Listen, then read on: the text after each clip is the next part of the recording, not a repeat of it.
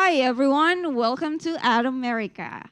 My name is Aninda, one of the EGATs here in Ad America, and we want to welcome our friends joining us here. Thank you so much for coming, and also our friends joining us online through our various social media. We hope you are doing well and staying safe. Ad America is the U.S. Embassy's American Center, and our mission is to provide a space for young Indonesians to learn more about the United States. On this event, we'll be talking something about maybe this is one of most frequently asked questions by our visitors in Ad America, and let's find out the answer on our event. Fund your undergrad and graduate study in the USA. But before we begin, I have a trivia for you. The question is it true or false? You must have a 4.0 GPA to get a scholarship. So do you think is it true or false? Let us know on our social media because in the end of the event, we'll do a live shout out for those of you who can guess the answer correctly. Other than that, feel free to take a selfie or photos and tag on our Instagram account.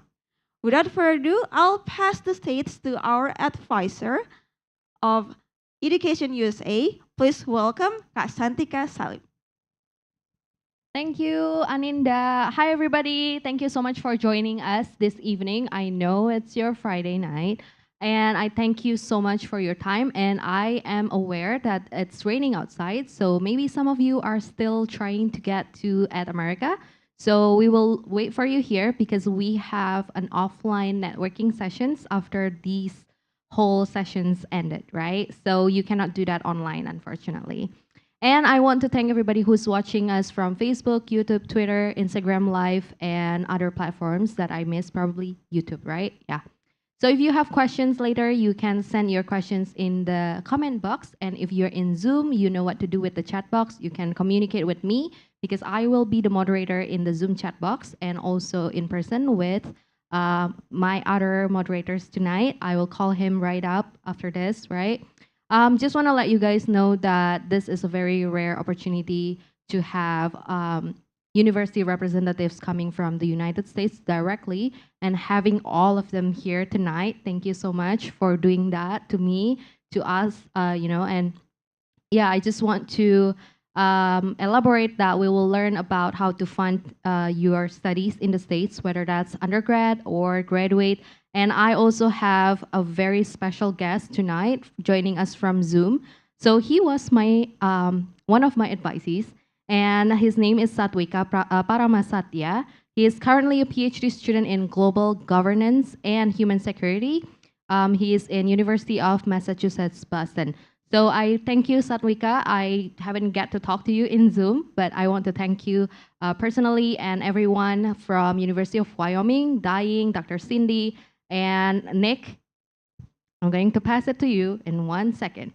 And also Dr. Isadora, who have time for us today. All right, without further ado, let's start. Fund your undergrad and graduate study in the USA, and I'm going to pass it to my other moderator, Nick Robinson from University of Wyoming. Hi, Nick. Hi, everyone. Thank you so much for joining us, and thank you for At America for hosting our delegation. We made it this long journey all the way to Indonesia. It's my first time, and I'm enjoying the batik and the nice food. Thank you once again for hosting us. I would like to introduce, first of all, Dr. Isadora Helfgott. She has her graduate studies at Harvard in history, master's, and a PhD. Without further ado, Dr. Helfgott. Thank you, Nick. Hi, everybody. It's so nice to be here. So like Nick said, I'm Isa Helfgott. I serve as a history professor and as the Vice Provost for Global Engagement at the University of Wyoming. I have the best job in the world, and it started with my first year in university. I'm so pleased that you all are here to talk about how to finance a university education in the United States because it opens so many doors. So in my job, I get to supervise all of the international operations for the University of Wyoming. And it's such a great time. It's such a great time to be thinking about coming to the US to study because international engagement, international movement, understanding different people of the world, it's never been more important than it is now. I have the great privilege to work with our students at the university who come from all over the world. And it's the best part of every day when you have people coming together to learn, to do research, to learn about each other, to make friends, to share meals, to talk about important events, to solve the world's problems across various different cultures. It happens every day on our campus. I've basically been in school my whole life. I went through college, straight to graduate school, straight into this position at the University of Wyoming, and I'm I feel really lucky to be there. I'm really very pleased. Like Nick said, it's our first time in Indonesia. 3 of the 4 of us here. We've just enjoyed extraordinary hospitality while we've been here. I'm looking forward to getting to know some of the people who are here tonight and answer your questions. We're very eager to help you think about how you can start your pathway to university. And the only other thing I'll say by way of introduction is that when you're thinking about how to pay for a US education, the first year is important, but everything you do sets you up for further opportunities. Opportunities for graduate school, opportunities for work in the US, and all those things flow from each other. So I'm going to turn it back over to Nick, I think. Yeah, and really look forward to the conversation this evening and to answering any questions that you have. Thank you so much.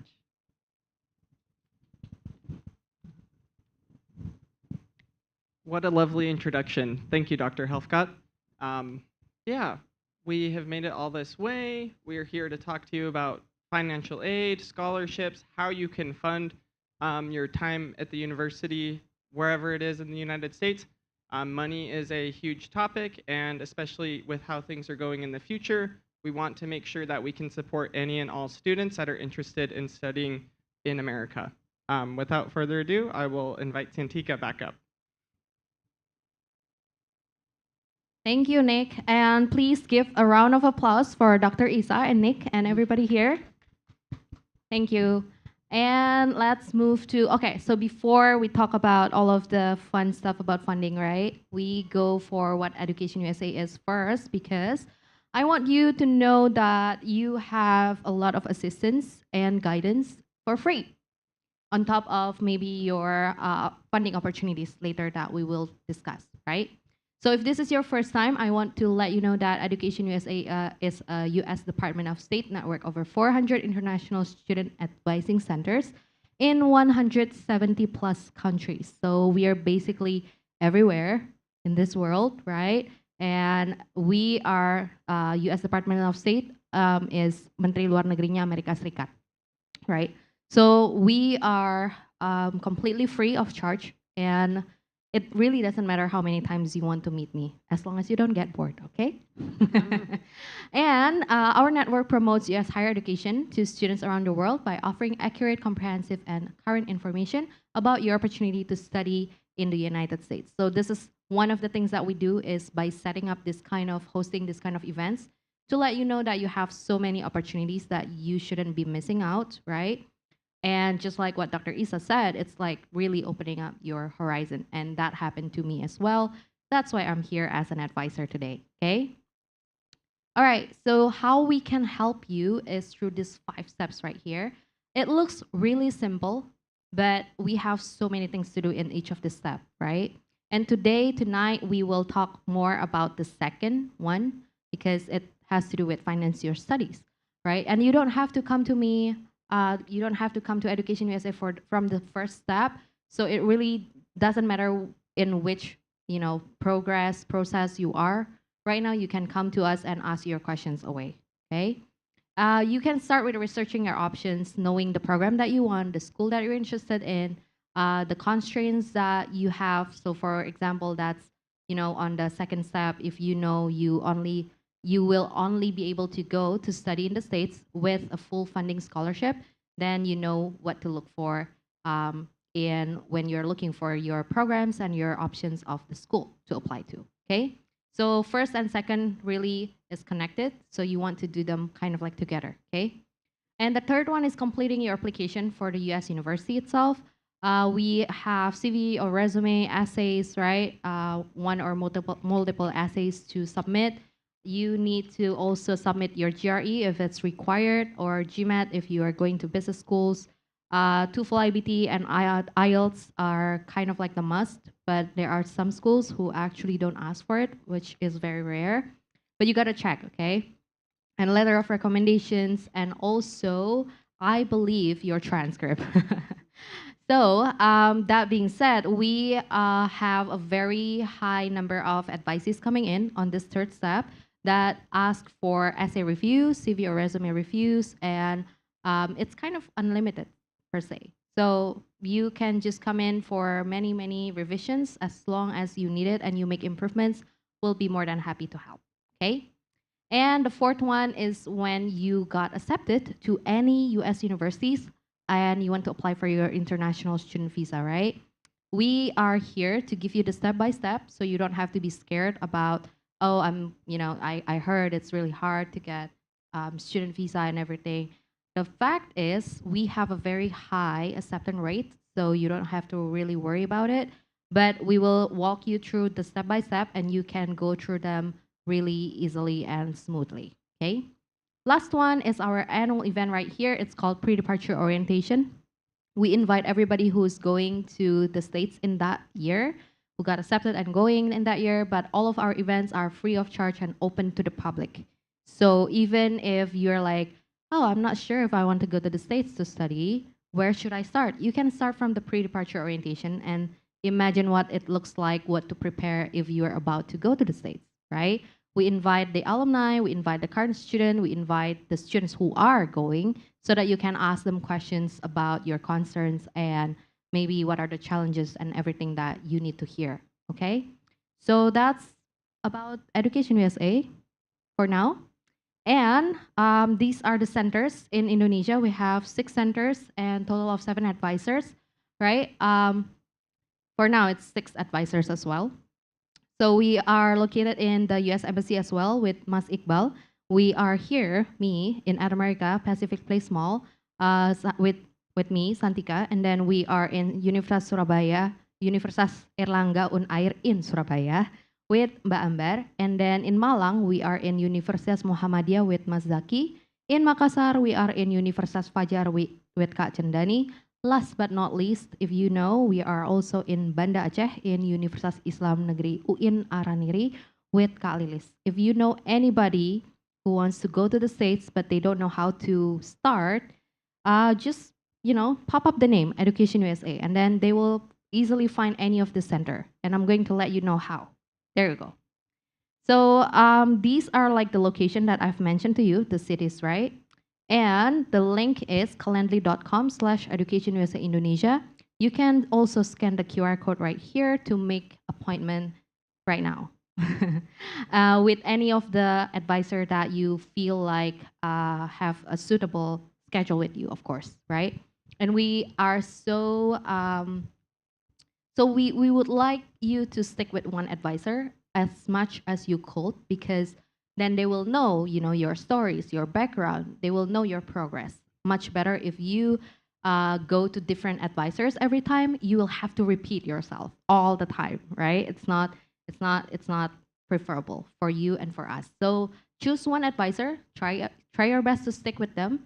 But if your schedule is conflicted or anything, and you need to find other advisor, then we'll do our best to help you. Okay. All right. You can find full information on our future events here in educationusa.state.gov and also atamerica.or.id/educationusa right here. And just like tonight, you can find tonight's events in these 2 websites. And it will be the same for future events, just like this one, okay? So this is the quick GRE preparation. We have 2 facilitators right here. Each of them will teach different things, right? If you know GRE, Graduate Record Examination, it's a standardized test that's used for the graduate application in the United States. So if you're applying for a master or PhD, most of them will ask for GRE.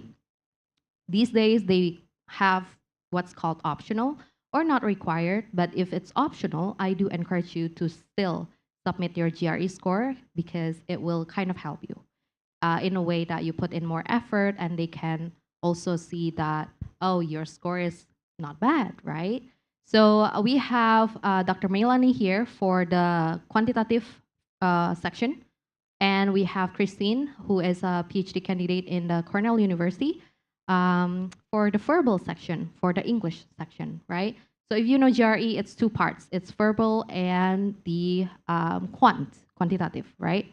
So it will be on every Saturday, starting November 12th, and then 19th and 26th, and then December 3rd, and 10th and 17th at the same time, 11 until 1:30 p.m. So if you guys want to study, or if you guys want to get the full GRE voucher, it's a chance to get the GRE full voucher. It's a chance for you to get a full GRE test voucher by attending this quick GRE prep. Plus, there are some other TNC that you need to follow. It will be all on the website. So go ahead and take a look and choose the TNC that suits you and follow through, okay? All right, that's all from me. And now it's time for us to actually dive into the Fund Your Undergrad and Graduate Study. And I will call up Dying right here. So, okay, passing the baton. So, quick news. Dying can understand and speak Bahasa Indonesia. So, if you need some explanation in Bahasa Indonesia, please go ahead and don't be shy, okay? Thank you, Santika. Hi, everyone. I'm Daing Nasir. I'm an Hello. assistant director at the Office of International Students and Scholars at the University of Wyoming. So I've been at the University of Wyoming a little bit over 3 years now, and I love it. It's a great opportunity for me to connect with students. What I do is mostly help students with the admissions process into our university. But we're here today to talk about funding your graduate education to the US, right? That's the best and most exciting part of the application process. A little bit, scary at times, but we're here for you tonight, and we're here for you online as well. So drop any questions if you have for us. We'd love to answer those questions for you. So to add on to what Ms. Santika just said just now, I lived in the hills of Salatiga 12 years ago in Indonesia, and I miss it so much. I miss it every day that I moved to Laramie, Wyoming, because we're located in the heart of the Rocky Mountains. Salatiga, as you guys know, and a lot of you guys know online as well, is in the heart of Central Java. So I miss it every day. I miss having great food and the warm hospitality of Central Java folks, but that was a great time in my life. So yes, I was on a Fulbright scholarship in Central Java by the State Department of the US to immerse in the local culture and to write a paper and learn Bahasa Indonesia and also learn the culture and the people and just be with the people of Salatiga back then. So right now, my primary work at the University of Wyoming is to help students with the admissions process and also answer any questions that they might have in getting into university at all levels. So let's dive right into it and go into our topic for today, which is called Fund Your Undergraduate and Graduate Study in the US. So funding your undergraduate education to the USA. There are many means in financing your undergraduate education, okay? For all you undergraduate, for all you guys in high school right now, don't be scared about funding your education. It's a great question to, think about and also discuss with your peers and parents and guardians and teachers at school about how do you finance your education, And like Ms. Santika said, you can come in to Education USA and meet with them and ask questions. They have a ton of resources about all the scholarships that all the 4,000 schools in the US have to offer to you. So get thinking about all that and see what you can achieve in terms of completing your application to the US for the financial portion, because the financial portion is something huge that you want to think about. And I know that Education USA and all of us here from the University of Wyoming are able to help you out as well. But yes, First is looking for a merit-based scholarship in the admission stage. So when you start thinking about admissions, and which means getting into university, right? Completing or even starting your application, you want to look into the admissions page of the university's website and look for financial aid information. A lot of universities offer financial aid to international students, and a lot of universities don't as well. So you want to make that connection. Maybe your dream university might not offer financial aid, but there's different means of financing your education as well. And maybe, another school that you haven't heard about that is also special and has all the majors that you can think of will have generous scholarships to offer as well. So do all the research that you can at the admission stage so that when you fill out the application, you're ready, you have all the information that you need to submit a completed application, okay? So for merit-based scholarships, every university financial aid package for international student is different, okay? So yes, like I said, sometimes it's based on merit, sometimes they require an interview, sometimes they want to look at a portfolio, sometimes they want to look into your letters of recommendation. Sometimes they don't even want to look at a letter of recommendation. So it just depends on the school, okay? And for you guys in Indonesia right now, I know that EducationUSA can help you out with that. So yes, do look out to them as a resource for that. But the website for each university will have that information very explicitly in terms of sharing that information to you. And then if sometimes information on the website can get a little bit too much, so you're welcome to contact us, representatives from for all universities. Like I represent my university, another university will have another DAEng, and another university on the East Coast or the West Coast or in a different state will have a DAEng as well, or Dr. Isa or Dr. Cindy or Nick. Reach out to them, send that email. I did that when I was an undergrad as well, and I asked those questions and my questions were answered. So again, all of us are here at a US university to support you guys and answer any questions that you might have regarding your financial aid package that you could potentially be eligible for as an undergraduate student. Check the requirements and most importantly, deadline for scholarships that the college can offer you at the admission stage, okay? So when you apply for for admission, there are certain deadlines that you have to adhere to. And these deadlines are very, very firm. And some deadlines are very, very fluid as well. So at our university, we're very fluid. But again, if you apply late for admission, for an example, for our university, the funding might run out already, and you might have to wait till the next year to get funding for your undergraduate studies, So it just depends on the school. So ask those questions while you can, and then get those questions answered so that you can, beat the deadline and get everything in before the final date is due. All the documents are due and so forth.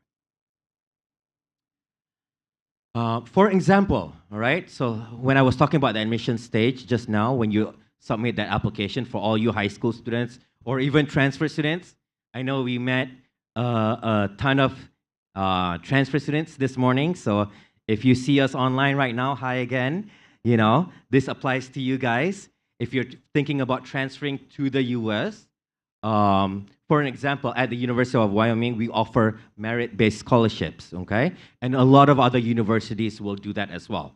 But for an example, for us, we only look into your high school grades. So what merit-based scholarship means is we only look into your high school grades.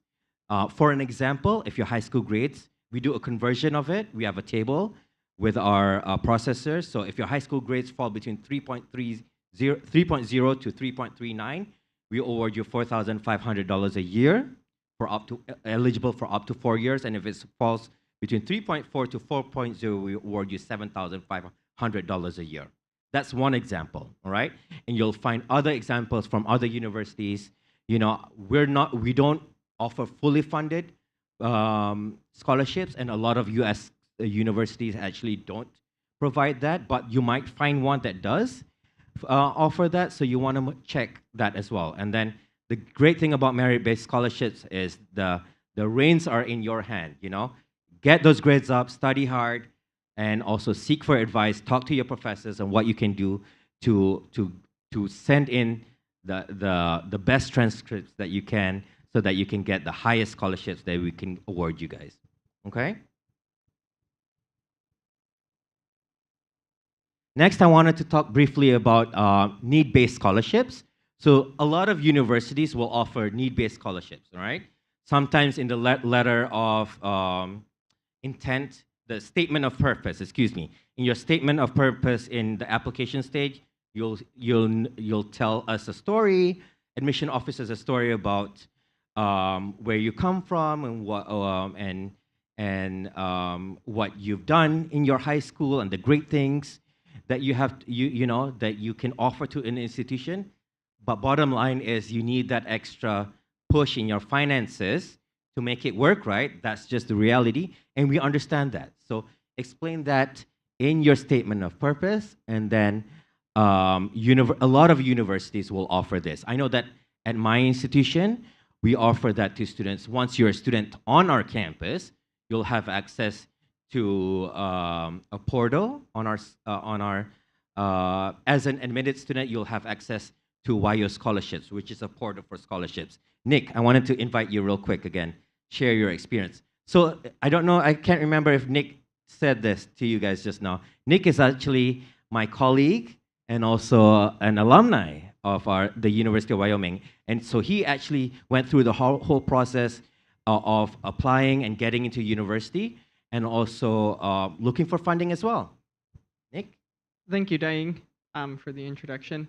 Yeah, so I'm Nick. Welcome back myself to the stage. I'm kind of a poster child for higher education in the United States. I have 4 other siblings, and my father was the sole person making income, so I actually really benefited from a lot of need-based scholarships. There's 3 things, and it's 3 R's that I want to tell you about for need-based scholarships. It's research, read, and resources.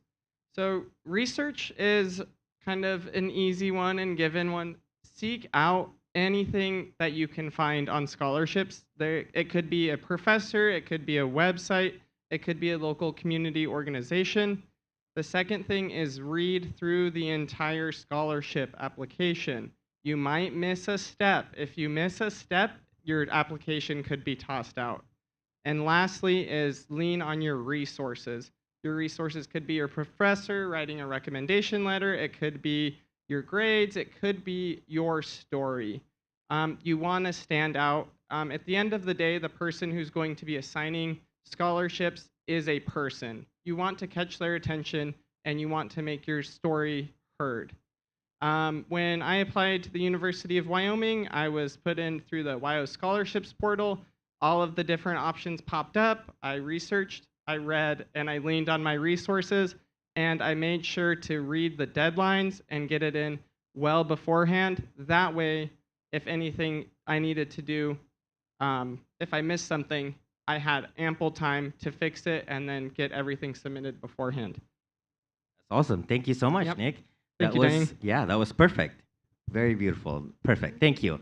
So yes, so I hope you guys, got a glimpse of what it feels like to be a student in the U.S. through Nick's experience. I thought that was very well said in terms of seeking out help, when you need it, because there's a ton of resources out there that can help you through answering any questions that you might have.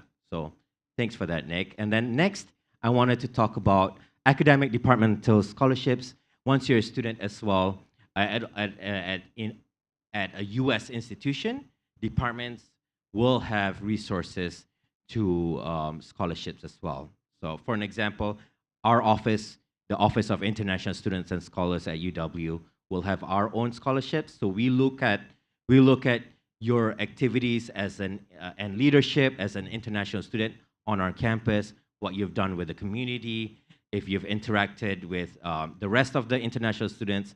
So we will make you all write an essay about your international engagement and involvement on our campus, and then we offer generous scholarships based on that as well.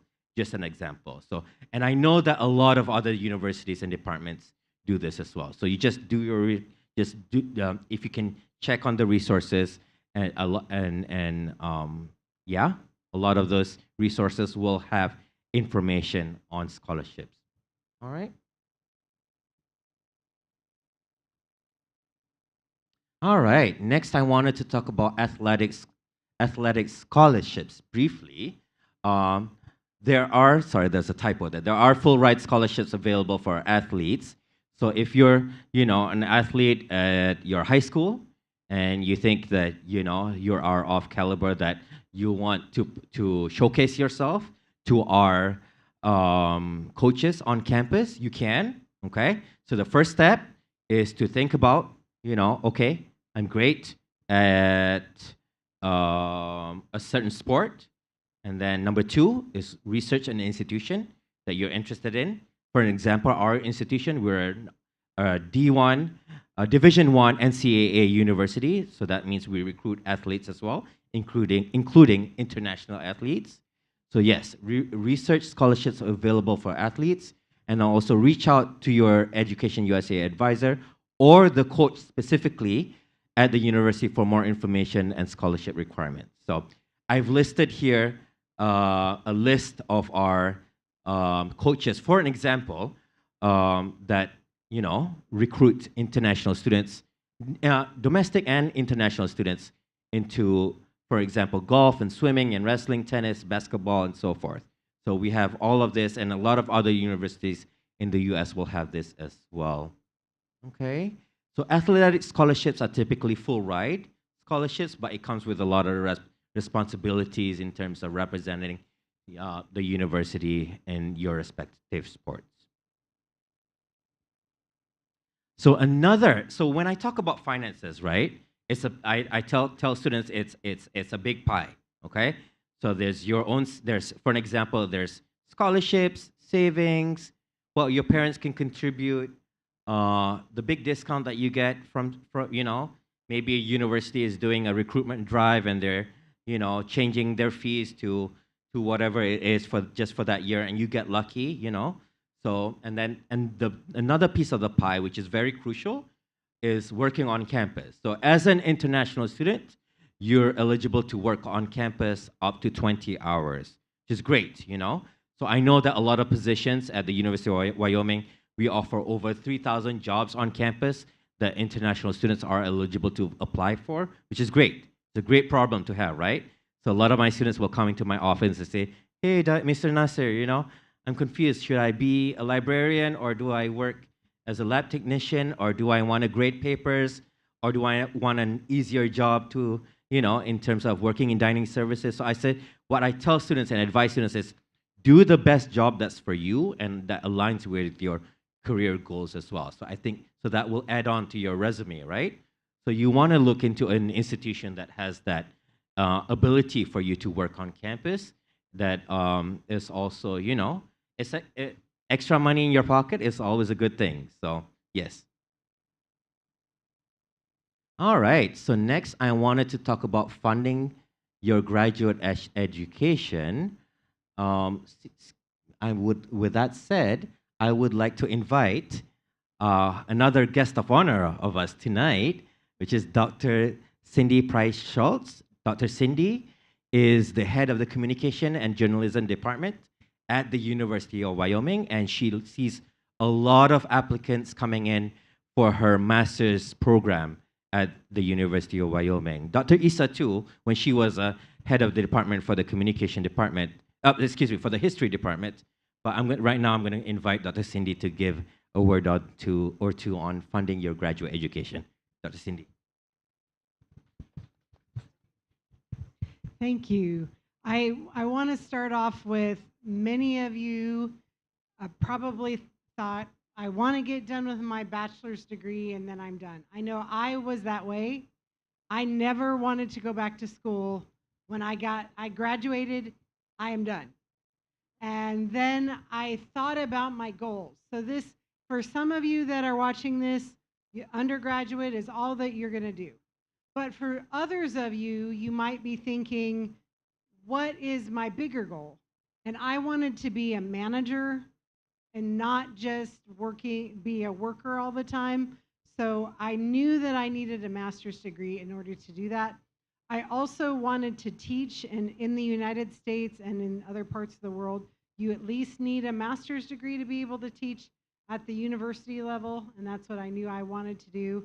And then I ended up getting my doctorate as well. So the graduate education, or I know sometimes students go onto different websites around the United States and they'll see something that says graduate studies, and then they say, I want to graduate. So then they click on that and they don't realize that it actually means after you graduate, then you do graduate studies. So that's a little confusing. So that might be, you might have the same issue that several American students have as well with that graduate. So what does graduate education mean?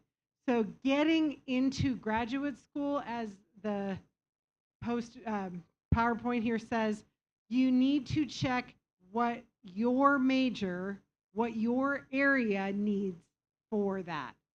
And for example, my cousin was a biologist and she did not get a master's degree. She got a 5-year doctorate degree at the University of Nebraska with her biology degree. So she just went through straight for 5 years. I, on the other hand, got my master's degree in journalism at South Dakota State, and then I got my doctorate in journalism at Southern Illinois University in Carbondale. So I did also 5 years, but I did a master's degree and then I did a doctorate. So it depends on your area. And each of those areas has different ways that they bring you in. And they also have different, I'm kind of jumping to the bottom here where it says full and half GAs. What a GA is, a graduate assistantship. Now, graduate assistantship can actually help you pay for your graduate school. So when I was a master's student, I actually paid for my own master's degree by working. And then I took some classes. I was not a full-time student. I would take a few classes at a time until I got done with my degree. At the University of Wyoming, I'm the head of the Communication and Journalism department. We actually have 11 graduate assistantships in our department at the master's level. Now, something you all need to look at if you do want a graduate degree is, do they offer assistantships to master's students? And some don't, because they only offer them to the doctoral students, the PhD students. So at our school, we have 2 different types, at our college, I'm sorry, in my area, we offer teaching assistantships where they have to teach public speaking or media writing. And we also have some assistantships. My student from Malaysia was it's called the administrative assistant, and she did marketing and public relations, and we paid her to get a graduate degree and do our marketing and public relations and social media. And she did a fantastic job for us. And so she got a master's degree and is now applying for PhD programs and she got it paid for. So she got a salary. She didn't have to pay for her education, it was paid for. So that's what the GA ships. And as in my doctorate, I got in graduate assistantship. It was a research assistantship. So my boss had me do research for him. So you can do any of those things when you're looking for assistantships. And some places offer half GAs, which means you don't get it fully paid for. You only get it partially paid for. In our department, we don't allow half-time ones, but there are some that do. So you need to make sure when you are looking that, are they offering you a full ride scholarship? Or are they only offering you half? So make sure you clarify that when you are trying to get your degrees. Now, one of the things that it says here is, because everyone has different admissions, you have to contact the right people. So remember, Nick talked about research. That's also very appropriate at the graduate level, because I, as the department head, will sometimes get emails from, mostly actually from international students, and they will say, I need to have an assistantship to get a master's degree in communication. And first of all, I'm not the graduate director, so that wasn't very wise of that person to email. I pass it on to the graduate director, but the person didn't do the research, and so that doesn't help you to get somebody to give you money. First of all, when you're asking them or basically telling them that they need to give you money, they're not as likely to give you money. They want you to tell them, why should I pick you? What are you doing for us? What are you doing for the department? Because we get a lot of applications. So why do we want to pick you to give money to you? So you have to think about that. And part of that is emailing the department, doing an introduction, saying why you would be a really good part of that department, how you could help, saying, I have taught before, I could teach public speaking, I have this background. Then that makes me consider, oh, this person could help us, and then we could help them by giving them a graduate assistantship.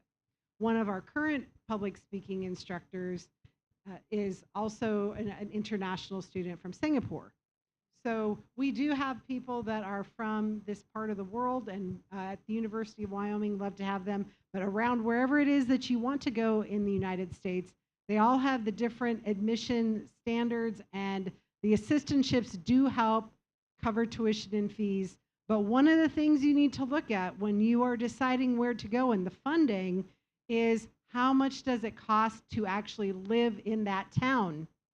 Because if you live in a big city, you do have to think about, am I going to have to live in an apartment? Do I need 4 roommates in order to be able to live there? In Laramie, where we're located, you can, with the assistantship, very likely get your own apartment, or certainly only need 1 roommate to be able to do well there, and to be able to have rent and food, and then also have your education paid for. So those are the very important things to look at, is how much will it cost to live in that city or the town where the college is. And then make sure, as Nick had mentioned with deadlines, the deadlines are very important. We have a March 1 deadline for our college.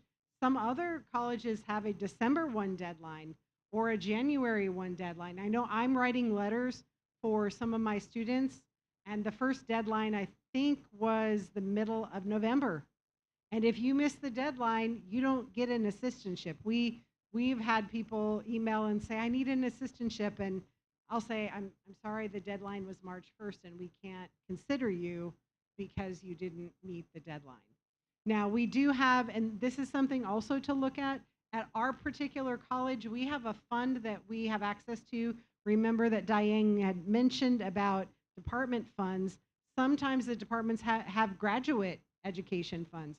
We happen to have a good portion of graduate funds that we can offer to people who are paying for their own way. And we've had it before where a person will pay for their own way for the first semester, and then we can get them on an assistantship the second semester. So we have a scholarship that can help them for that first semester, and then they could show how good they are, and then we want to give them an assistantship. So part of that is making the connections, it says here, is the people, for example, the grad student I told you about who was our marketing and public relations graduate assistant. I knew her because she was an undergraduate student at the University of Wyoming. So she took my advertising class, and she was an excellent student. So then when she applied for the assistantship, I looked at her resume and realized how much work she had done at her school in Malaysia before she came to the University of Wyoming. And then she worked for athletics, doing media for athletics. So she did internships while she was at UW. And then she applied for my assistantship. And it made me want to hire her because she added value to our department because of what she did. So that's something that is important. She had a connection, she had an in, and she got her education paid for. She also, by the way, won the top project award. So she had the best project from the graduating class last year. So she's an excellent student. But that's part of what you want to do, is you want to make those connections. And another thing is recommendation letters. One other thing we look at is the recommendation letters, do they say that this student can do well at our master's program or the doctoral program? And if you don't have that, that's going to be a problem. If I look at a letter and I know that person, and that person is willing to say, put their name on the line and say, yes, this is an excellent student, I'm much more likely to make sure that student will get admitted as well as potentially get an assistantship. So make sure that you have good connections with your professors and that those professors can write good letters for you. I've had some students sometimes ask me, can you write me a letter? I don't remember them. It makes it very difficult to write a letter for them. Whereas with Adlin, when she asked me for a letter, it was very easy to write a letter for her because I knew her well and I could say all kinds of great things about her. So that's very important. Wherever it is that you're going, try to find connections there and have your professor write excellent information about you. Now, I'm not going to talk about the Fulbright part because I know that ESA has more background on that. So Dr. ESA can also tell you some more things about graduate education.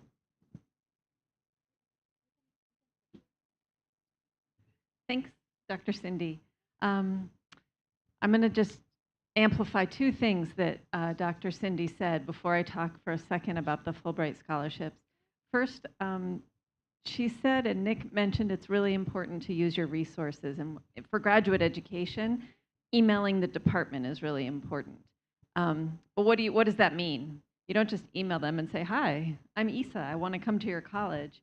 You have to explain why you want to come to the college. So doing the research means identifying the professor you want to work with, reading their work, thinking about why they would be a good fit to be your mentor, thinking about how your research interests fit with theirs. And that's what should be in that letter. If you write a letter like that, then they're going to be much more interested in giving you an assistantship. And the only other thing I wanted to add to all the excellent things that Dr. Cindy just said is that there are three categories of expenses you have as a student. One is your tuition, one is your living expenses, but also it costs money to do the work you need to do as a graduate assistant. So I'm a historian. At the University of Wyoming, we offer summer scholarships for our students to travel wherever they need to go to use the archives that form the basis of their research. If you're in the STEM fields, you might need to buy instrumentation to do your research or ensure that you have access to lab resources. So another question to ask for the department is what kind of support do they give you to make sure that you get to do all of the research that you want to do when you're doing your work so that you can write a successful thesis and move on to your next job. So, and I believe that when you're writing those letters to the departments, that the wonderful advisors at Education USA, that would be an excellent time to reach out to them for help, and they can let you know if the content of the letter that you're providing is hitting the right note, and they can help you think about what additional information about yourself, your research interests, and also your background and achievements that you might want to include in that letter. And the same thing goes if you want to apply for the Fulbright Scholarship. The Fulbright Scholarship is free money. It's an amazing program. The whole idea behind the program is that the world is a better place if, as students and scholars, we cross boundaries. So the Fulbright Scholarship is designed to make possible for people from all over the world to come and study and be academic scholars in the United States, and for American scholars to come and work in other places around the world. So it goes both ways. For graduate students, there's a whole range of Fulbright scholarships that you can apply for. Some of them are specific to particular universities. Some of them are targeted at students from particular places. And the Education USA advisors will be able to talk with you about what the range of Fulbright options are. But we love welcoming Fulbright scholars at the University of Wyoming. We have a whole group of folks who come from all over the world whose education or scholarly exchange is being funded through the Fulbright program, and we're really grateful to that program. So with that, I think I will hand it back over to Diane. Is that correct? Yeah. Thanks. Thank you, Dr. Isa, for adding that, and Dr. Cindy for giving such an elaborated explanation. I know that if you're my advisees and you come to me asking about these scholarship opportunities, it's pretty much what Dr. Isa, Dr. Cindy, and Dying and Nick have been talking about, right? You want to approach it from a very holistic aspect. You don't want to come in like email them and then like, hi, I want to study in your school. Do you have scholarship for me? Right? It doesn't work that way. You have to show that you are a good fit to the program or you can give value, like what Dr. Cindy said, right? And then in return, ask them if they're looking for certain candidates that have this and that experience, and try to be very how do I say this? Try to be very realistic because we all know that this teaching research assistantship, graduate assistantship, they don't have so many positions available for that, right? It will be very competitive. It will be very challenging. So you need to put your best effort. You don't want to come in like effortlessly and then just like, hi, I have 4.0 GPA and I have this and that. I want to go to your school and this program and that program. So sometimes you have to be very, very able to put in what is fitting to the program because then if not, you are not asking the right person the right question. So most of the time, my advisees will draft their email and then send it to me and see if it makes sense, right? And sometimes I would say that sometimes it's too long, right? Most common mistakes. Sometimes it's too long. Sometimes it's your biography, from where you study in your high school and in your undergraduate years. And if you have a master degree, you will also talk about that. And then you went for work and then blah, blah, blah. It's like a biography. It's like an essay in an email. Can you imagine that? That's too long, right? We don't want to do that. And initially, you want to check if you have a connection, right? Like, let's say if you email Dr. Cindy or Dr. Isa or Dying or Nick here, you want to make sure that you know something about them, right? You don't come in like, hi, my name is Santika. Nice to meet you. And that's it, right? You need to find something, maybe from their profile on the website, maybe what they have been doing, where they have studied before. Find the connection, find the topic that will resonate with you, that you can ask questions for, then you can go for an email. So you don't want to come in just to push everything about yourself and nothing about the person who will be reading your email. Okay? So that's the first common mistake. I think like everybody do not know how to start. It's not like you want to do that deliberately, but you don't know how to approach it. And a lot of PhD applicants always ask me, is it really necessary to find the professor first and contact them? The website says no. And I always say, well, yes, the website says no to the university email, probably. You can go to LinkedIn, right? Or you can go to their website, or you can go to their blog and find out more and try to connect with them there to see if there's a chance for you to know if he or she have the interest to work with you, right? It doesn't have to be that literal. Yes, some school do have a very strict instructions that you shouldn't be emailing the professors. But even if you do, you probably become one of those people who really can be connected with the professor, and you don't know what will happen, right? Like they probably want to work with you.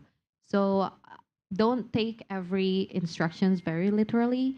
And for PhD, it's really important to connect with the professor first because you don't want to work with a professor or a supervisor that does not connect with you for 5 years at least, 3 to 5 to 4 years, right?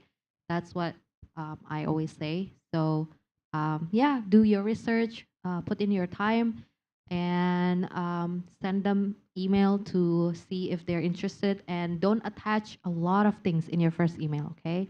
Don't attach your CV, don't attach your research proposal, don't attach your essay. It's just a simple email to show your interest first. And if you get a reply, you can of course offer, if you would love to learn more about my qualifications or my experience, I will be happy to attach my CV or resume or research proposal in my next reply. So you can offer that, but don't put everything in your first email, just like how you apply for a job, because it's really not that. Okay? I hope that helps. Yes, Dr. Isa, you want to add Yeah. something? Yeah, I would just say too that remember we're just people, so it can be really Yes. scary to email the professors. But if there's a good fit between you and me, between you as a student and me as a professor, I want to know that. I want Yeah. you to email me. I want to get the best student who I think I can help, who I think that I will be able to add value to their career and education, because that's my job. So you're actually, if you write me a good email that tells me why we're a good fit, I'll be very happy to read that email and I'll be very happy to engage in a conversation with you. In fact, I'll be thrilled. I would be so excited if a student from Indonesia emailed me and explained to me why we like to do the same things. I'm interested in museums and history. I would say, great, let's talk about whether you could write a thesis under my supervision. So it feels feels like a big barrier to reach out to somebody that you don't know. But the nice thing about universities is that the whole point of going to university is to learn things. And one of the things we love learning is learning about people from other places and learning about people with other interests whose work might be similar and complementary to ours. So don't be shy. That's what I tell my students. Don't be shy. Reach out, make the connection. And the worst that can happen is that I won't write you back, but I will. Thank you so much, Dr. Isa. Mine Go. goes off of Another one. what just Dr. Isa said, because it depends on your area. Mhm. In, for example, in the communication field and probably the history field and any other fields like that, you can pick the topic you want, and that professor kind of helps guide you with that topic. But in other fields, you don't get to do that. For example, one of my friends teaches concrete, and she does a lot of research, and she gets large grants to study how to do concrete in Wyoming, and it gets very cold there. And so you have to have quality concrete. Well, the student doesn't get to decide how to do that. And she says, if you want to be my PhD student, this is what you will be studying. And she gives them what they will study. So that's what you have to know your field to know, do you want to be on the research project that studies concrete? Then you can contact my friend. My cousin did biology. She actually studied birds in Uzbekistan. And so she did that research with her colleague that was her professor.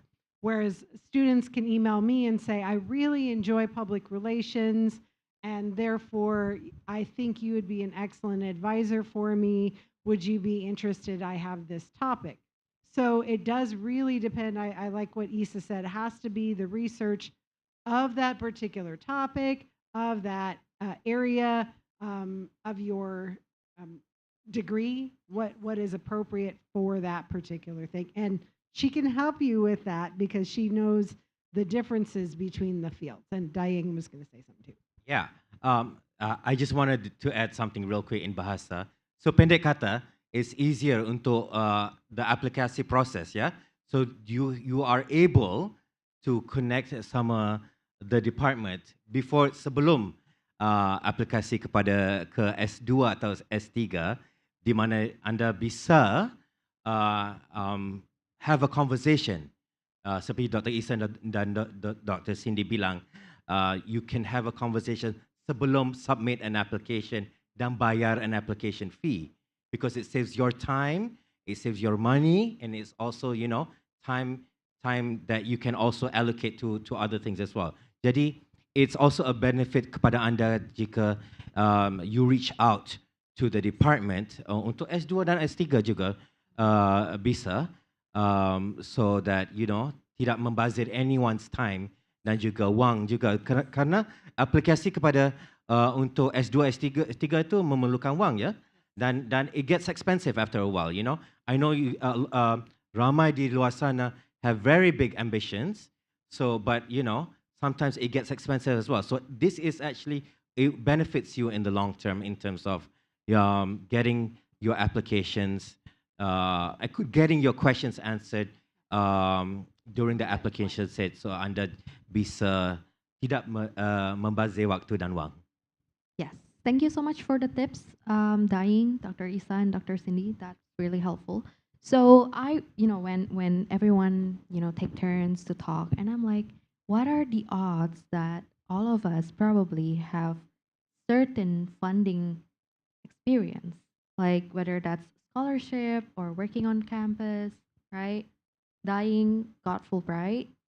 I got partial scholarship and worked on campus. Nick got from the campus, right? Dr. Isa got from the campus too, right? And Dr. Cindy, your turn. For my undergraduate degree, I got some what I call brain scholarships. So Wow. because of my being smart, I got some excellent scholarships. It also was tied to performance. So I got a very high scholarship for the college that I went to, but I also played basketball.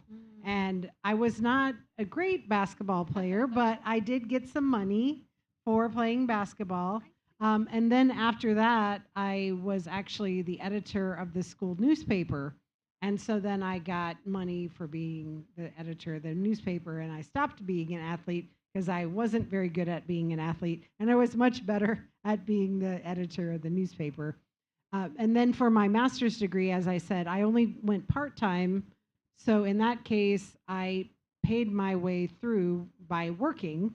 But then in my doctorate, the dean of the college actually picked me based on my resume and based on my information. I went and visited the school, and he said, you can help me. So I helped him write a book. I was the editor of the book.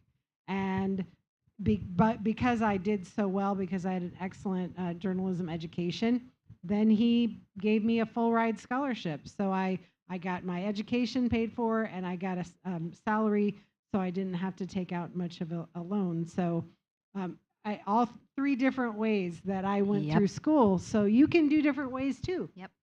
So just like how I did it, I mean, if it matters to you as Indonesian as well, like fellow Indonesians, it's actually possible to have multiple source of funding or financial aid that we have been discussing, right? And from what we have been sharing here. So it's really, really interesting that a lot of people think it's really hard to get scholarship, but what are the chances that all five of us here at some point got scholarship, right? So I want you to be encouraged. I want you to be motivated that it's actually possible. And I'm going to share a little bit about my advices. Most of them are trying to apply for LPDP or Fulbright. LPDP is the Indonesian Endowment Fund for Education. It's a Fulbright scholarship from the Indonesian government. Fulbright is on the other end from the US government, but EducationUSA serves the same purpose. As long as you're going to the States, it really doesn't matter if you're applying for Fulbright, if you got Fulbright, or if you got LPDP, as long as you are applying to the United States. And I'm here to help you with that. And my fellow colleagues or advisors are doing the same thing. So most of you guys coming in to have a plan to apply for LPDP or Fulbright and already got Fulbright, already got LPDP, or in the process of applying Fulbright and need a mock interview, that will do fine as well. So whatever pathway that you're trying to pursue, it will be just fine. So if you know your options, your plan A, plan B, plan C, then you'll be able to manage different types of funding options that's available to you that will work for you. You can even combine some of them. Of course, not like LPDP or not LPDP, because LPDP is quite strict in the terms of what you can get from other scholarship, because they already give you a full funded scholarship. But for Fulbright, there's what it's called co-funding. So if you don't know about it, you can find our info session. But if Dying wants to add about the co-funding, if you know any of that, you can talk about it. But what I know is that Fulbright, the committee will work with the university that you want to go, and if they have like differences in the um, support of the budget and the tuition fee and everything that you need to be covered in that school, they will find a way to work it out with the university. So they will do that co-funding for you, and that's Fulbright, right? So if people come to me like, oh, Santika, but Fulbright only have yada yada yada budget, right? It's not full. It is full, but it will really be depending on which school that you're going to. If it exceeds their budget, then they will do their best to get a co-funding for you, or you can find other scholarship that can help you to add on the Fulbright scholarship. So that's that. And if you know that, oh, I can do with partial scholarship, and maybe some support from on-campus job, right? Then you can do that. So you need to know how much you need in the first place to be able to tell which one you need to go for. Okay, that's all from me, and I want to thank everybody for sharing very valuable experiences. And I'm going to invite one of my successful advisees for PhD application, Satwika Paramasatya. He is currently in the UMass Boston. Hi, Satwika. Thank you so much Hi, for joining Sandeep. us. Hello. Yeah, thank you for having me. How are you? It's been a while. Doing well. Thank you so much, Satwika. It just felt like, yesterday that you came back to me, giving me some bad news first before the best news, right? So we will talk about your journey, because I want everybody to know that it's possible to get an assistantship. And at that part, a lot of us are thinking that, oh, it's really hard for international students, for Indonesian students to get full funding from the university itself, um, because of this and that, like language barriers, finding the right professor, saying the right things just to get accepted to that program in the first place. So Satwika, would you be able to provide us with your brief profile of your professional, and how's Boston been for you for now? Okay. Thank you. Good evening, everybody. Good morning from Boston. So my name is Satwika Paramasatya. You can call me Satwika. I'm a lecturer at Department of International Relations, Universitas Diponegoro, Semarang. And now I'm a first-year PhD student in Global Governance and Human Security at UMass Boston. Well, I remember my times when I was here in these events, although I joined online because it was still COVID. Yeah, a couple of years ago. I started 2 years ago, and I initially applied for a few scholarships like Fulbright and LPDP, but to no avail because obviously I didn't get them. And then I found at America, EducationUSA, I found Santika and Vina at that time, and they were really helpful in assisting me, giving me all the information I needed to know what to expect and what to do, what to prepare to apply for graduate studies in the US. And then I did my research. I spent an amount of time to find a lot of graduate programs that might be suitable for me. Since I'm teaching international relations, I look out for political science in the beginning, because in the US, usually international relations is part of political science. So I had to look for political science at the time. I created a short list of potential universities. So as Santika always advised all of us, I made it to a few priority lists. So I made the dream school, and then potential school, and then the last one is the more safety schools. And UMass Boston is actually one of my safety schools. But also, I like UMass Boston because my department here, the conflict resolution, human security and global governance, it does not offer the traditional political science in that sense because they have this PhD program in global governance and human security. And coincidentally, well, not coincidentally, yeah, I deliberately chose this program because my research has always been about human security because I would like to make international relations studies to be more down to earth, to be more grounding. So then I applied to UMass Boston. I basically applied to a whole lot of universities, Massachusetts-based universities, because, well, another reason for it because my spouse, it's always been her dreams to live in the US. So it's a shared dream actually. And we were thinking that Massachusetts and Boston in particular would be very cool to study at because Boston is also an education city, just like Yogyakarta in Indonesia. We have a lot of universities here. We have Harvard, MIT, Northeastern University, Boston University, and so on. I applied to all of them. And then, well, it wasn't an easy journey, to say the least, because I got rejected a lot of times. Santika knew this very well. It's very hurtful to give her bad news after bad news. But then, after a lot of rejections, after a lot of heartbreaks, I finally made it. So I applied to 10, 15 universities from last cycle. And then I got rejected from January to early February until early March. I got rejections after rejections and started to lose hope. And then miraculously, in mid-March, I got 2 offers from UMass Boston and UMass Lowell, both Massachusetts-based public university. And since I've been looking forward to UMass Boston, then I chose UMass Boston, and I got the full graduate assistantship offer. So I got interviewed by the professors. So I did email the professors at UMass Boston, and I also did email a lot of professors. I emailed 10 professors, more or less. Almost none of them replied or responded. But 2 of the professors from UMass Boston, they both responded in a timely manner.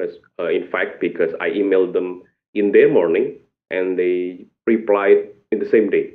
So yeah, it was really something. So I felt like I was seen by the professors.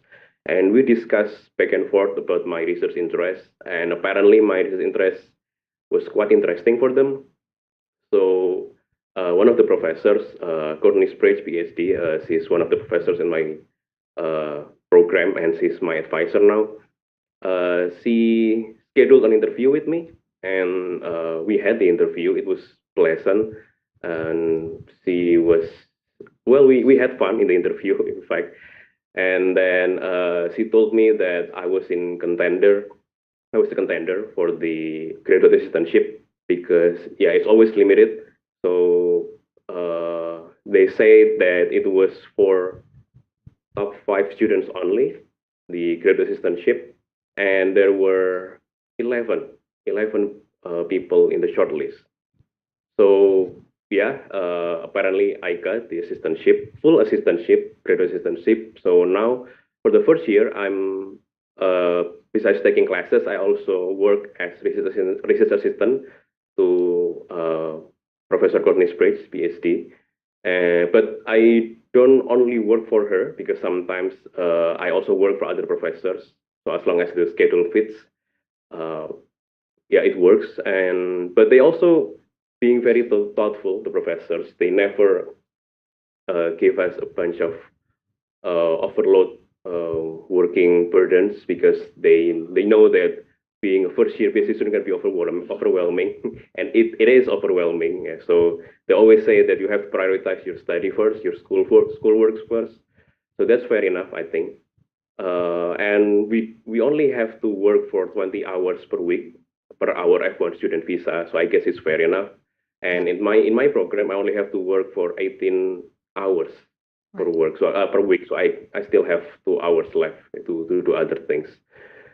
And the assistantship, it covers the tuition fee waiver, so I don't have to pay for the tuition, and then also the co-paying for insurance and a living stipend. I'm not gonna sugarcoat it. The living stipend is not actually living stipend, but yeah, it is designed for grad student to live modestly. Yeah, although in Boston, since everything is expensive, it's not. You don't have any choice but to live modestly. So yeah, I think it's still good because well, we don't have to worry so much about financial stuff. We can focus on our education. And being research assistant, well, it opened up a lot of opportunities. I learned a lot from my professors, and it sort of prepare us for being a very good researcher in the future. Yeah. Also, for the second year, next year, I have to divide my time as assistantship between research assistant and teaching assistant. So next year, I'm going to assist my professors in teaching classes, undergrad classes. So it's also interesting because I'm an educator. I'm also a college professor in Indonesia. So yeah, I think the graduate assistantship works really well for me in Yeah. terms of opportunities and funding situation, and yeah, it all just works. And for Boston, it's in the middle of fall season now. It's sometimes can be very cold, sometimes can be quite warm. But now the leaves are all turning yellow. It's very beautiful out there, and we're coming close to losing the daylight saving time. So this morning, the subuh was at 6 a.m. and the sunrise was actually at 7:21 a.m. Wow. So really beautiful morning here. Yeah. So that's one of the very interesting things that you will experience if you go to the States. That's, daylight savings. That's really interesting. I got really confused back then. Trust me. I'm like, huh? What time is it? Yeah, I just have to keep checking, the clock because I cannot trust the sky. But yeah, thank you, Satwika. We are so happy that you're here. Please give him a round of applause for his time. It's really early in the morning and he made it. I contacted him quiet in the last minute, so I really thank you. And you know why I contacted you in the very last minute? Because I still remember your story, like your journey and everything. And what makes me proud is that you come back to me after rejection, and that you still ask me, I still want to reapply. Do you want to help me? Because not everybody will take that in, because a lot of people are like, when they got rejected, maybe for a few times, they're like, oh, maybe this is not for me, and then they will go to some place easier. Like, if you have good GPA, of course, I can guarantee you can go to any other countries aside from the States, you will get accepted in a flash. If you get really good GPA, like 3.8, 3.9, it's really easy for you to get admitted to other universities in other countries because they have that metrics in their system, right? But US is a bit different. GPA is not as valuable as, say, working experience, right? And other experiences that add up to your value. So Satwika, I really thank you for coming back, and we made it, right? So I do have one question that's really, really, it's just to refresh my memory. I remember you had GRE, right? And it was I did. yeah, and it was hard on you. And did you retake? I can't really remember because I remember you said something about GRE back then, and I told you to still try even if your score is not where you want it to be, right? Yeah, for the GRE, I did have the GRE. I took the test, but the score was well underwhelming. It wasn't anything I expected, but well, it was my first time and only time taking the GRE, and I found it quite hard.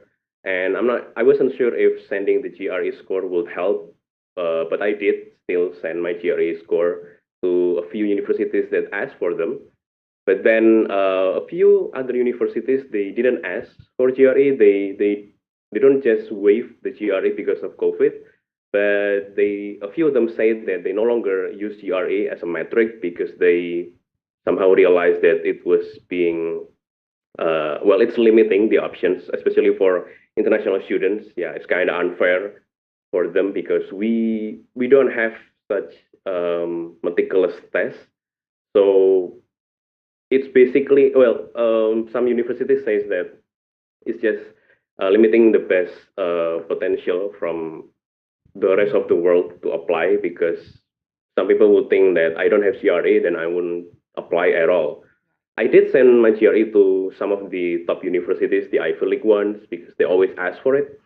But UMass Boston, they say that GRE was only optional, and when I asked the admission office, they did say that they wouldn't see the GRE as just one of the defining metrics. They just say that if you have one, then send it over. If you don't, then it doesn't matter. Like we will still Yep. consider you. Yeah. Yep. And that's what we call holistic. So whenever you submit your whole application package, right? They don't only look at your transcript. Oh, it's only 3 point blah. You know, like, oh, okay, let's put them aside and reject them. It's not like that. So and everyone here could really say something about that, right? Like, it's true, right? Yeah, absolutely. So many of our graduate departments at the University of Wyoming have moved away from the GRE, like the experience at UMass Boston. We'd rather see your grades, and we'd rather see your writing, and we'd rather see your letters of recommendation. Yep. When we get emails from your professors, letters from your professors that explain why you're a good student, we trust those, because in universities, we know how to evaluate other academics. So if you have a letter from Dr. Cindy, and I know that she has a good reputation, that means much more to me than one score on one test. And there are lots of problems with those tests. We recognize that. And finally, the system is catching up. And that's true for undergraduate admissions as well. So we are now test optional at the University of Wyoming. It used to be that you were required to take the SAT or the ACT, but you're not necessarily required to do that anymore. However, from the funding perspective, sometimes schools that are test optional require you to take the test if you want to be eligible for the scholarship. So going back to Nick's point earlier, it's really important to read the regulations for the scholarships, because even though admissions sometimes does not require those examinations, sometimes the scholarship does. And I would just say, if you're going to take the test, come to the Education USA preparatory session, because the people you're competing against who are also taking that test, they're doing those preparatory sessions. So I told my own children, if you're going to take these standardized tests, don't go in cold. Prepare yourself.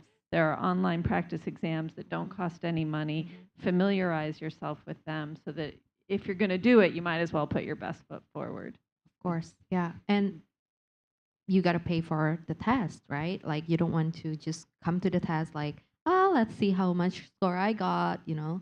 You got to practice, practice, and practice, and that's the only key to master any standardized test, whether that's TOEFL IBT, whether that's IELTS, whether that's GRE, GMAT, you name it. Everything goes with the practice for the standardized test, because of course they are standardized and they have templates, right? So you got to learn the tips and tricks, the do's and don'ts for that. And it takes time, right? And if you're applying for master or PhD, the chances are you're juggling between work, between your family, if any, and everything else in, you know, adulting, right? So that's really hard. And I'm really happy that you're doing so well, Satwika. I remember the last time you came in with your wife and you guys were trying to find a place to stay and everything that fits to the budget, that fits to the allowance that's given for the stipend, right? But I am so happy that you managed to find one through fellow Indonesian connections. I think I recommend it always and always if you're going to any state, any city, and if you're worried about, you know, like your housing options or the safety or anything in that particular area that you need someone to talk to, try to reach out to organizations like Permias because they will kind of really help you answer your questions as much as they could. But they're also students, so sometimes you need to approach them more than once to get your answer if they're really busy. Okay, Sadwika, I do have another questions that probably more like a timeline. You know, when a lot of people are confused, like, so do I apply for the program first, or do I apply for the teaching and research assistantship first? What's the order like? Like, do you approach the assistantship first, or do you just apply for the assistantship, and what entails? Do you contact the professors first, right? I think that's the first step, right? And then what Um, do you do after? well, if you send an email to any professors out there, chances are your email won't be replied. Most of the time, they don't reply because, well, they are busy people, very Yeah. busy one. In fact, one of my professors here, I'm already here, I'm already one of their students, but still they don't reply my email promptly. So I guess it's typical. But I guess in my case, because UMass Boston, the department was very welcoming and is very helpful. So one of the admission office staff, she reached out to me, and then she asked me what are my research interests are, and then she connected me through a few professors. She recommended me like you should email these professors, these faculty members, and I did. And in from UMass Boston, the professors were also very welcoming. So they did answer my emails. Maybe because the admissions office staff was alerting them that there is a potential international student who's going to email you, and you should take a look at that, I think. So that's why when I emailed them, the professors responded. Because when I emailed other professors from other universities, they never did. Yeah, so I guess it depends on what kind of policy the universities have. Some of them might say that you don't have to email the professors at all because your whole admission process is going through us, through the admission office. I mean, so they never encourage you to email the professors directly. But other universities might also say that it's okay for you to email the professors, but just do not expect them to reply or to respond. Yeah, because sometimes they might get emails from potential students from the rest of the world, from the whole world for that matter. So I guess they might not have time to read all of those emails, except if you send them an email in a very concise way, saying about who you are and what are your research interests and what can you offer. Like Dr. Isa and Dr. Cindy mentioned earlier, like you have to show who you are and what can you offer to them. So I guess emailing them, telling about what you wish for studying at the department, but not showing them what kind of potential you have or what you can bring to the table. I don't think it's gonna work. So I guess it depends on the university. You have to do research Yeah. for each university, and I would encourage all of you to see if the admission office make an information session. Yeah. So most of the time they will make an information session. You might find it on the event page in the website. So they will create an information session on Zoom meetings, and they will have it like once a month or maybe even twice a month or something. So you can ask a lot of questions there. I did. I attended a lot of informational session for every universities that I applied for. Some of them didn't even have any information session at all, but most of them do. So look out for them. Right. Thank you so much, Satwika. And actually, my question is referring to Hani's question in Zoom. So she asked that do we apply for the university scholarship when we first apply to the university, or after we received the LOA, which after we got accepted, then you apply for or look for the possibility of funding from the university. My answer as an advisor is it really depends on the deadline and the requirements. So if the deadline for the research or teaching assistantship or any scholarship, if that matter, is before the application itself, then yeah, you gotta apply for that first, right? and then apply for the program or the university itself, because whichever deadline comes first, right? But if it's reversed, if the requirements of the scholarship or the teaching and research assistantship is for enrolled students, it means you need to get accepted first, right? Before you can apply for that, because that's the requirements. So I'll say it really depends, but I am curious which way it works for you. Well, I think for doctoral degree programs or PhD programs, uh, I might be wrong, but I think for all the political science PhD program out there, when you apply and when you got accepted, if you got LOA, they will also it will also comes with the assistantship. So it's a whole Yes. package, unless you specifically mention in your statement of purpose that you were already getting other funding sources. Like, for example, if you already secure Fulbright or if you already secure LPDP, then you should mention that in your letter of in your statement of purpose, saying that you already secure your own funding. You don't need funding from the universities. But if you don't, then they will also automatically consider you for assistantships, because that was happened in my case. I think all of the applicants in my cohort, the shortlisted ones at least, they got all considered for the assistantships, but only a few of us got it. So it's a whole package. So they don't only give you LOA, but they also give you the funding. Right. So it really depends on the program, and I've always said that the assistantship offer or funding is much more common or much more available if you are in the PhD level. For master, yes, there are some, a lot actually, but not as common as the PhD. Am I right? Yeah. Yeah, absolutely. And I think from both levels, it's possible that you might get a letter of admittance that says you're deferred for funding. So Mhm. you can be admitted without funding. And then sometimes the funding comes in later, because all of the graduates, Cindy said, they Right. have 11 assistantships. So Mhm. they may admit 15 students, and the last 4 are alternates for Right. funding. So you might be accepted without funding, but with an opportunity to add it later. And sometimes funding becomes available later in your career.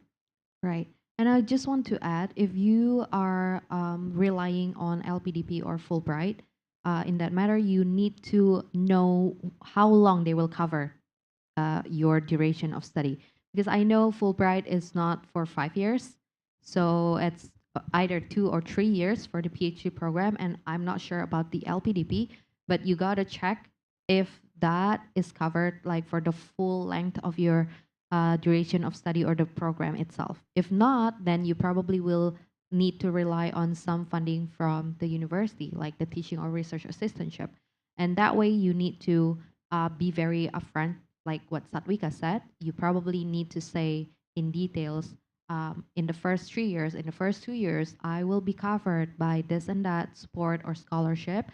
And in the remaining blah, blah, blah, you need to write that down if that's one of the questions or prompt that's also put on for the essay that you write for the application itself. So there you go. Yeah. So you mentioned earlier that you had a long list of schools, and some of them were safety schools. And one thing I would add is that when you're strategizing about which schools to apply to, whether this is undergraduate or especially for graduate school, it's good to have a range of options. You might get into 6 of the 10 schools you applied to, and if you have a full assistantship offer at one place, and the other place let you in but without an assistantship, you can negotiate. So you can say, I got into this school with a full offer, and can you match that offer? So when you're deciding which universities to apply to, I think it's nice to choose a range of options: private schools and public schools, higher ranked schools and maybe slightly lower ranked schools. Sometimes we call those safety schools. But sometimes the safety school is actually the best fit for you and Yeah. ends up giving you the best opportunities, because they're the one maybe that really wants you and they're going to invest in you as a student.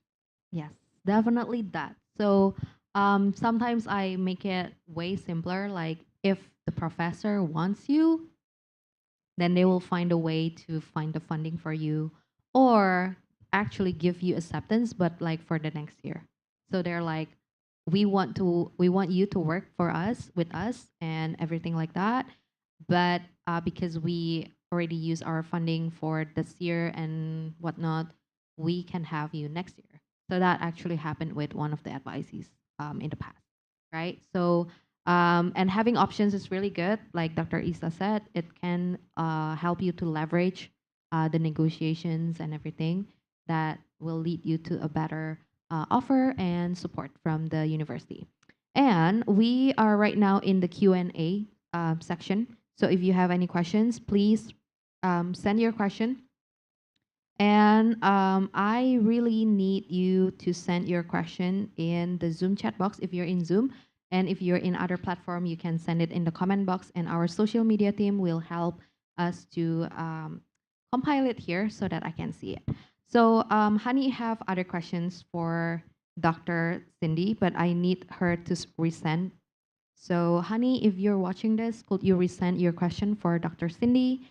And she have another question for Satwika, but I think that has to do with your rejection letter. If you don't mind sharing, Satwika, like how long did you take time to reapply and then to like get accepted?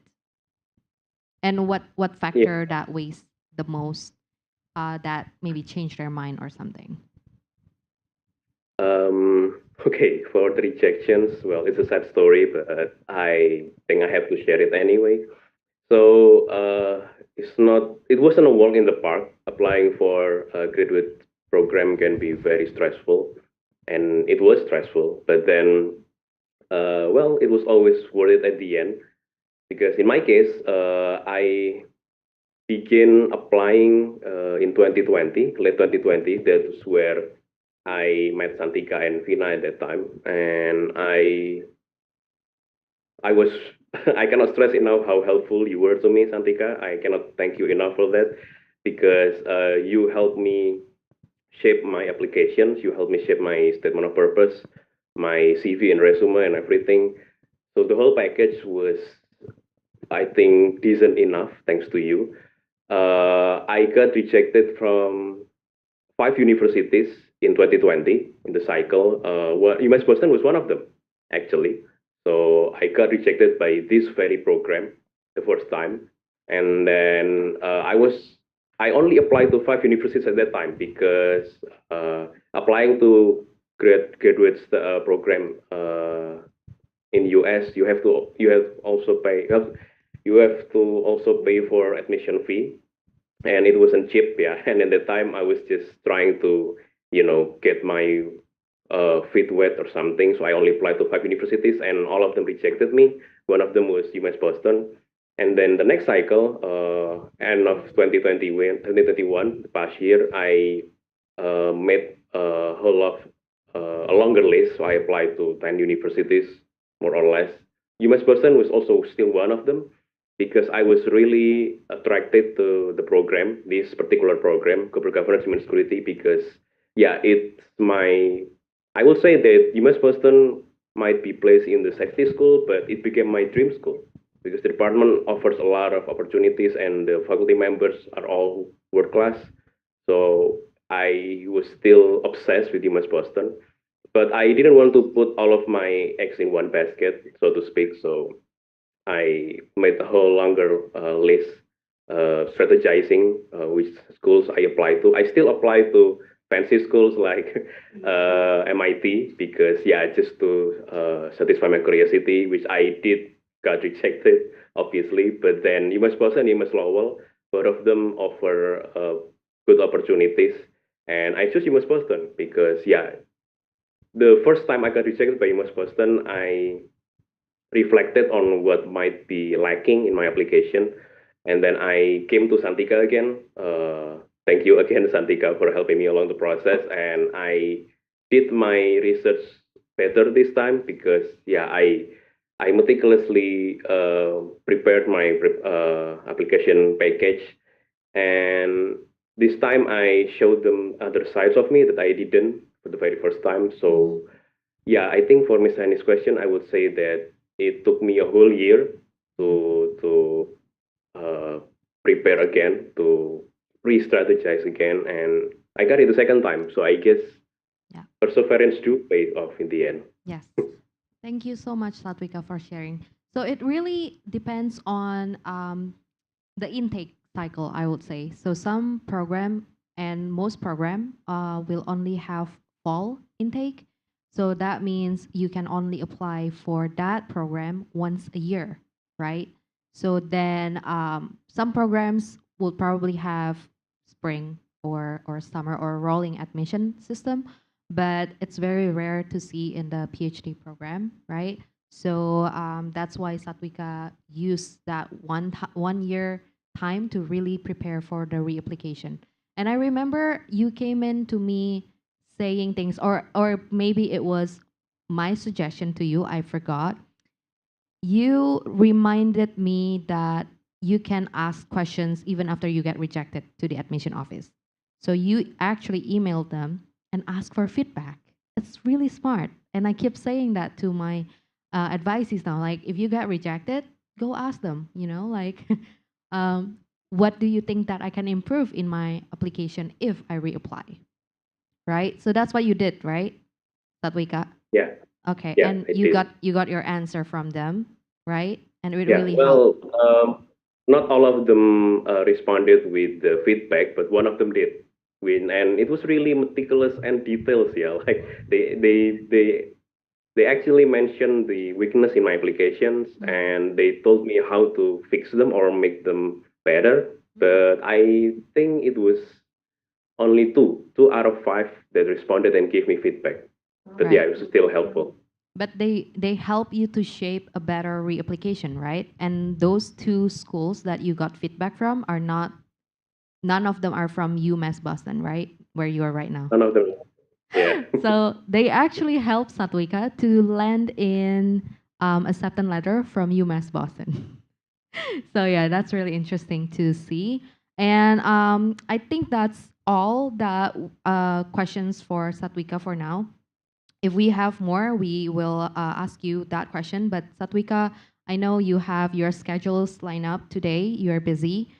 So if you want to leave, I wouldn't hold you back, right? Please give him a round of applause for his time.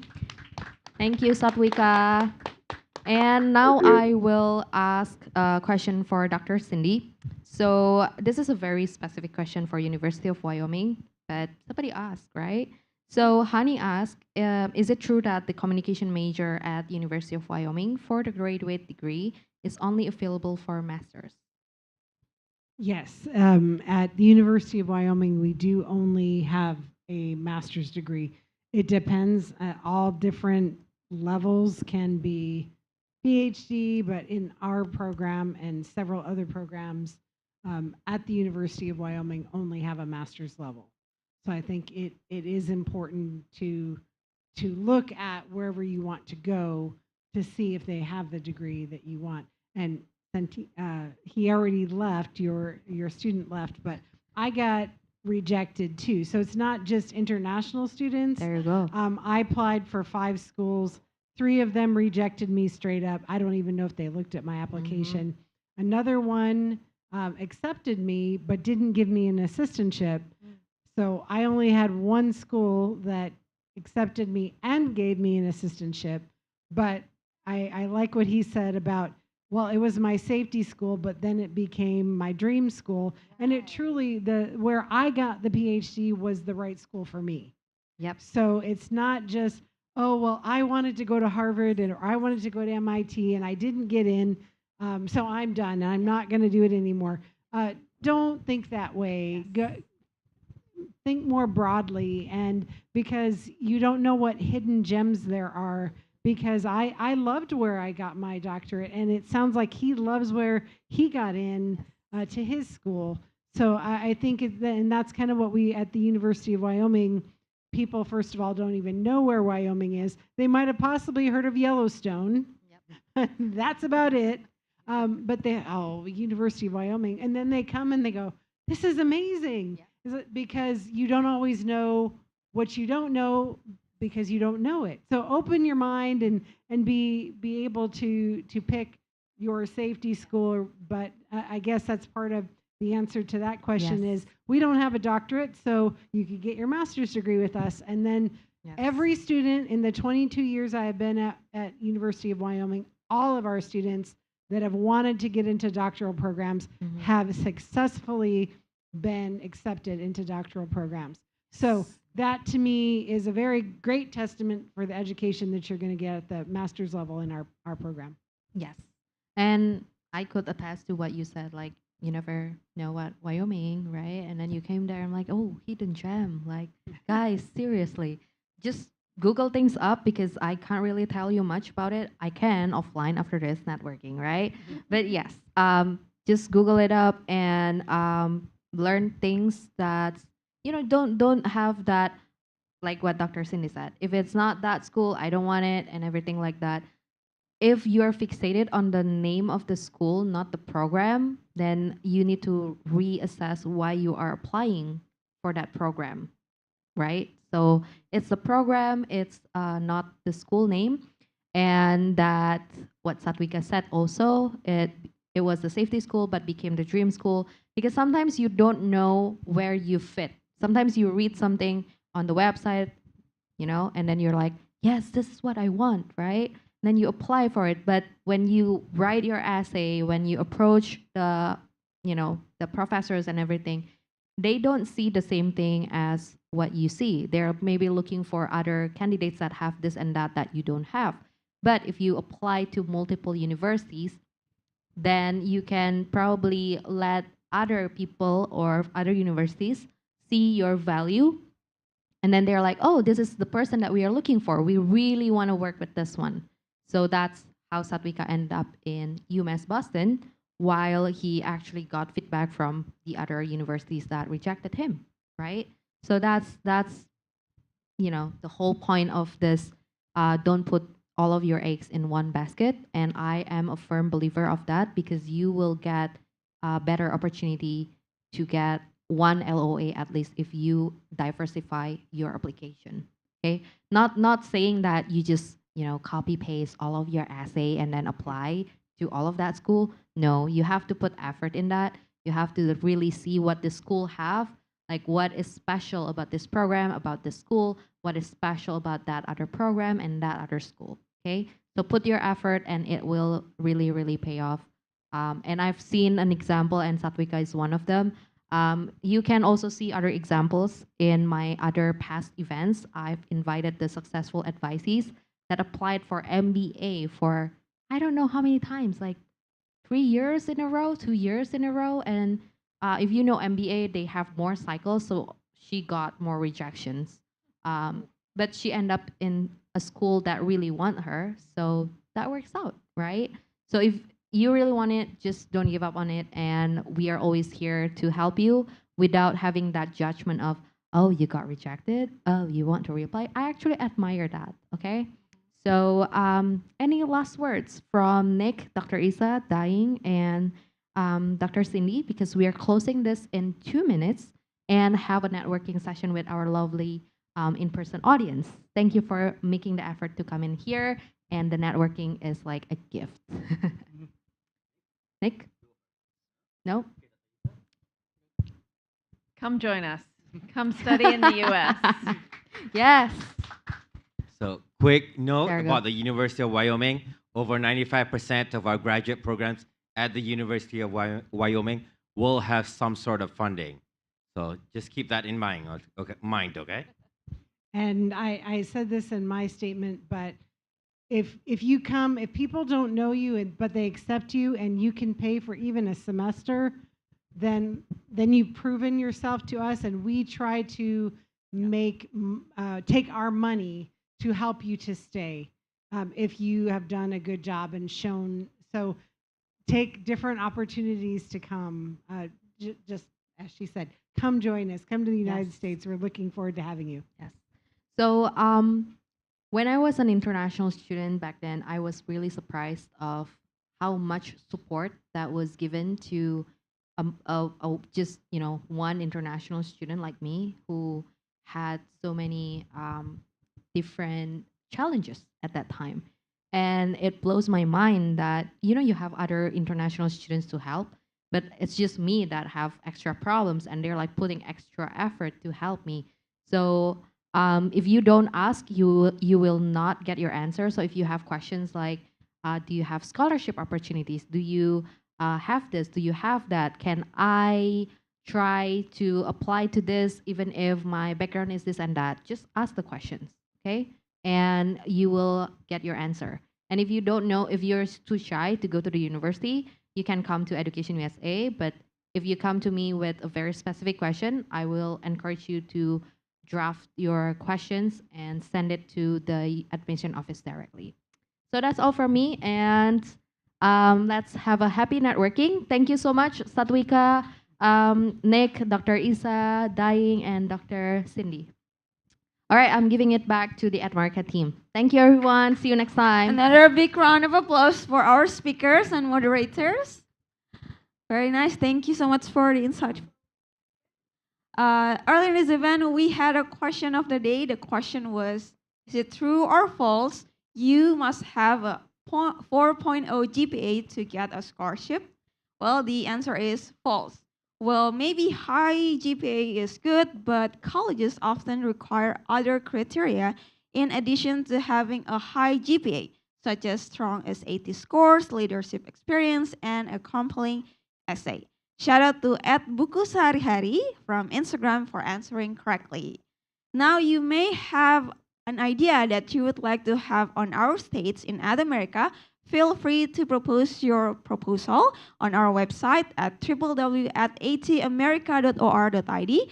Select create a program and go to collaborate with us. All the event proposals will be reviewed and your event might be featured here soon. While you are on our website, make sure to subscribe to our newsletter to get our weekly event updates. We are also on social media on Instagram, Facebook, and Twitter. You can get fun content, giveaways, and so much more. Also, subscribe to our YouTube channel. Again, thank you so much for joining us. My name is Aninda, and see you next time. Bye-bye.